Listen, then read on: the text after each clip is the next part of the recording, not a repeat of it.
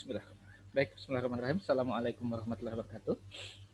Kali ini kita lanjutkan materi ilmu ukur tanah setelah sebelumnya kita bicara pengantar, yaitu sejarah ilmu ukur tanah sendiri.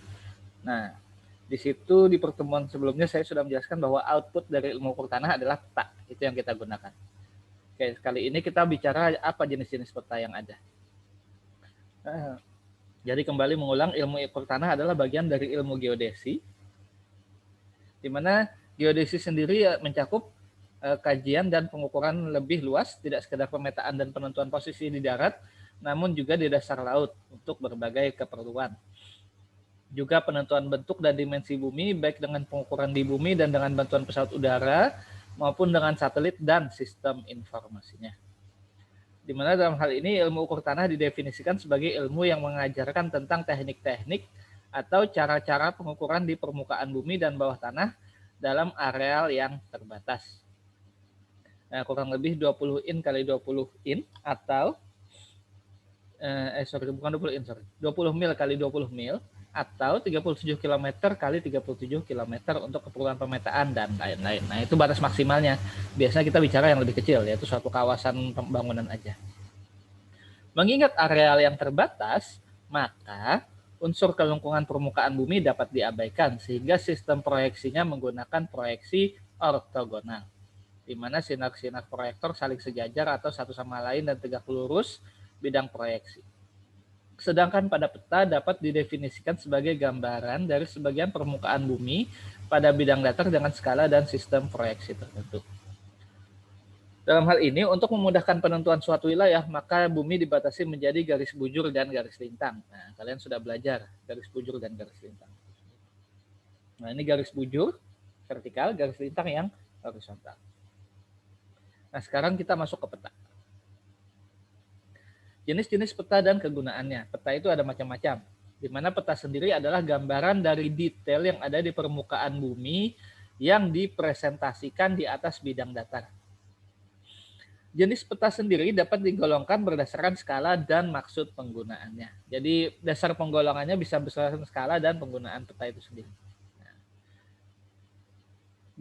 Jadi peta bisa dijeniskan berdasarkan isi, skala, penurunan, serta penggunaannya. Berdasarkan isinya, maka pertama ada peta hidrografi. Peta hidrografi adalah peta yang memuat informasi tentang kedalaman dan keadaan dasar laut, serta informasi lainnya yang diperlukan untuk navigasi pelayaran. Ada juga peta geologi yang memuat informasi tentang keadaan geologis suatu daerah, bahan-bahan pembentuk tanah, dan lain-lain. Peta geologi umumnya juga menyajikan unsur peta topografi. Jadi kalau peta hidrologi itu laut ya. Nah, kalau peta geologi memuat informasi tentang keadaan geologis suatu daerah, bahan-bahan pembentuk dan lain-lain, biasanya batuan dan lain-lain ya. Juga menyajikan unsur peta topografi, yaitu ada kontur, turun naiknya kelihatan. Kemudian menurut skala, kalau tadi menurut isi, ada lagi skala. Kalau menurut skalanya, dibedakan menjadi pertama peta teknis dengan skala kurang dari 1/10.000. Kemudian ada peta topografi dengan skala 1/10.000 sampai dengan 1/250.000. Kemudian peta geografi dengan skala lebih dari 1/250.000. Jadi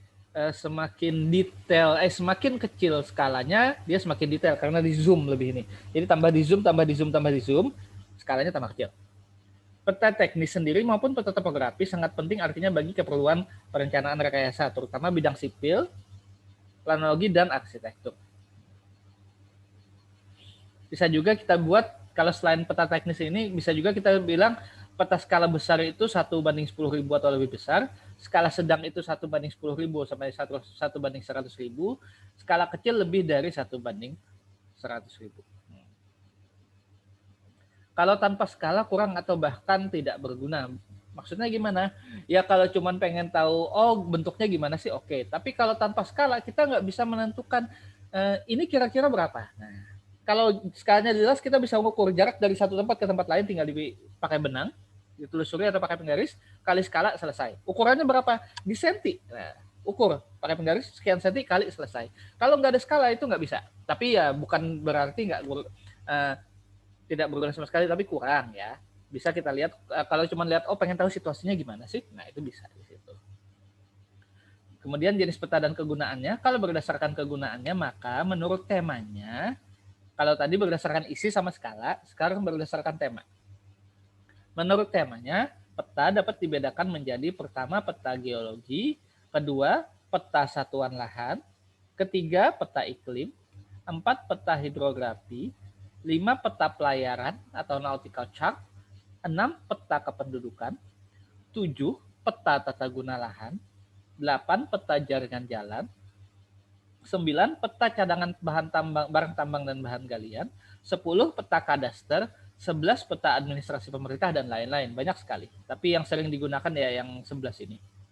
Di mana penggunaan peta-peta tersebut di atas sangat berkaitan dengan bidang-bidang tertentu, baik sebagai alat orientasi maupun analisis. Oleh karena itu, peranan peta sangat menentukan produk akhir bagi pekerjaan perencanaan maupun analisis suatu masalah. Jadi penting peta ini. Nah, ya.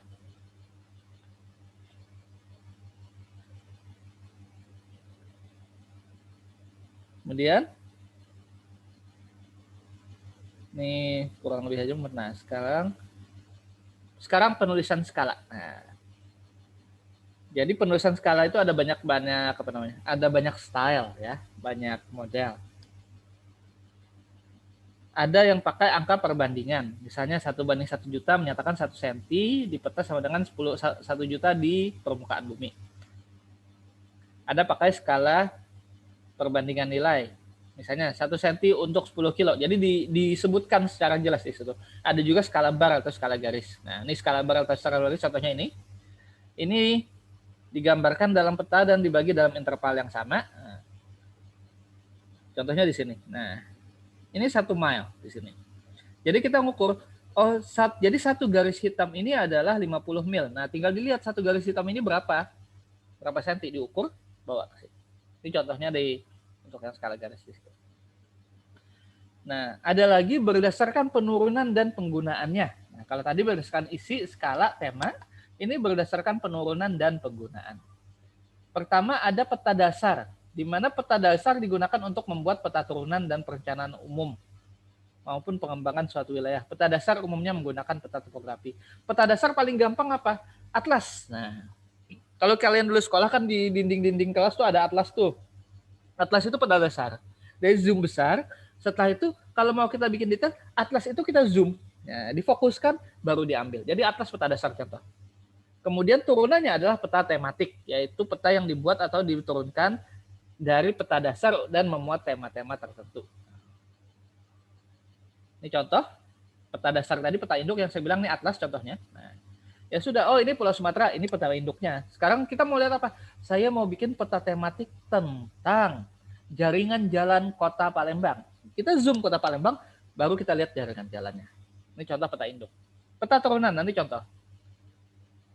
Ini dari peta induk ini diturunkan di zoom, diperbesar, dilihat. Ini contohnya peta turunan, peta yang dibuat berdasarkan acuan dari peta yang ada sehingga tidak memerlukan survei langsung ke lapangan. Kayak kalau kalian sudah sering pakai Google Earth, Google Map ya ini. Google Earth kan bumi besar, baru kita klik kita mau fokus di mana, dia akan zoom gitu. Peta besarnya Google Earth. Hasil zooming kita lokasi itu peta turunan. Nah, itu di situ. Kalau berdasarkan jenis data yang dilihat, pertama peta foto, ini capture mozaik dari foto udara yang dilengkapi dengan garis kontur, nama, dan legenda. Kemudian peta dunia, peta umum dengan skala kecil dengan cakupan yang luas. Peta korografi, yaitu peta yang menggambarkan seluruh atau sebagian permukaan bumi yang bersifat umum, biasanya berskala sedang, contoh atlas. Jadi peta dunia di zoom jadi peta korografi. Peta korografi di zoom lagi bisa jadi peta topografi ya dengan skala yang lebih kecil. Nah, peta topografi adalah peta yang menggambarkan permukaan bumi lengkap dengan reliefnya digambarkan dalam bentuk garis kontur, di mana garis kontur sendiri adalah garis pada peta yang menghubungkan tempat-tempat di permukaan bumi yang memiliki ketinggian sama. Nah, kalau sipil ini produknya, peta topografi, itu yang kita perlukan, garis kontur yang kita perlukan di situ. Ini contoh. Topografi, jadi bentuk medannya seperti ini, bentuk 3 dimensinya yang atas, itu jadi ada bukit, ada lembah, kemudian kita gambarkan dia ke dalam suatu bentuk kertas, maka muncul seperti itu, penampakan peta dalam bentuk simbol garis. Nah, jadi yang atas itu kalau digambarkan ke bidang datar, jadinya yang di bawah ini gambarnya. Nah, sekarang peta tematik. Peta tematik adalah peta yang menggambarkan informasi dengan tema tertentu. Misalnya peta curah hujan, peta geologi, peta kepadatan, dan lain-lain. Nah, ini contoh. Peta hujan turunan, hujan tahunan. Nah, itu di situ contohnya. Kemudian ada lagi ini peta apa ini? Peta jenis tanah perkebunan kelapa sawit PT Mitra Nusantara. Nah, ini contohnya di sini juga. Ini peta zonasi ancaman banjir lahar dingin. Nah, jadi kelihatan di sini. Lahar sama kayak air, dia ngalir dari tinggi ke rendah. Jadi bisa kita lihat dari saluran kontur di tracking. Nanti kira-kira kalau ini meledak, lahar itu turunnya ke daerah sini. Jangan naruh pengungsian daerah situ. Nah, taruh yang belakang sini. Nah, itu gunanya di situ. Ini jumlah dan jenis bencana alam juga ada. Atau kalau kami di geoteknik sering makanya peta dominasi tanah lunak misalnya. Nah, ini contoh jenis tanah bisa juga. Nah, kalau berdasarkan skala ini contohnya tadi skala besar, skala sedang diperbesar lagi, ini skala kecil di zoom lagi di situ. Nah, ini peta umum, peta tematik, peta kart. Nah, ini kan kalau Google Map itu kart ini. Untuk keperluan navigasi, nautikal dan aeronautikal. Navigasi ya buat di jalan dan lain. Nah, itu peta kart yang digunakan.